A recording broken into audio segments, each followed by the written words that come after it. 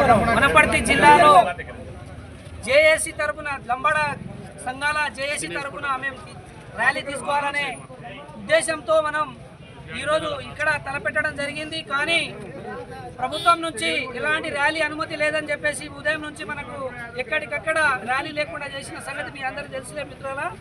మరి ఈ గిరిజన జాతిలో లంబాడాలు ఎప్పుడు వచ్చిండ్రు అంటే 1857 సిపాయిల తిరుగుబాటు నుంచే మనం బ్రిటిష్ వారికి సహకరించలేదనే ఉద్దేశంతో ఈ లంబాడా జాతిని ఎవరైతే బ్రిటిష్ ప్రభుత్వం ఉందో బ్రిటిష్ ప్రభుత్వం మనల్ని క్రిమినల్ ట్రైబ్స్గా చిత్రీకరించడం జరిగింది.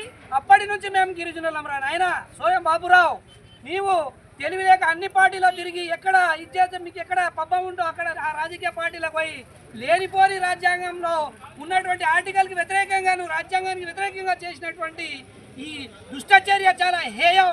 నీవు ఖబర్దార్ సోయం బాబురావు, నువ్వు గుర్తుపెట్టుకో. ఎందుకంటే లంబాడాలే గట్టిగా ఉన్నారు, వీలైతే మీరు వెళ్ళిపోవాలి, మేము కాదు వెళ్ళిపోయేది.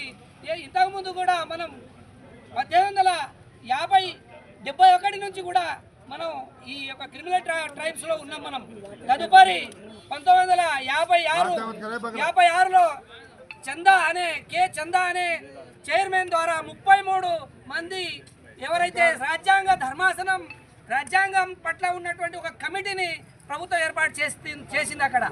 మరి అక్కడ ఆ యొక్క కమిటీ యొక్క సిఫార్సు 22 సార్లు ఏదైతే మన జాతి మీద అధ్యయనం చేసి 22 సార్లు సమీక్షలు నిర్వహించిన తర్వాతనే ఈ యొక్క నివేదికను పార్లమెంట్కి సమర్పించడం జరిగింది జస్టిస్ కె చందా ఆధ్వర్యంలో.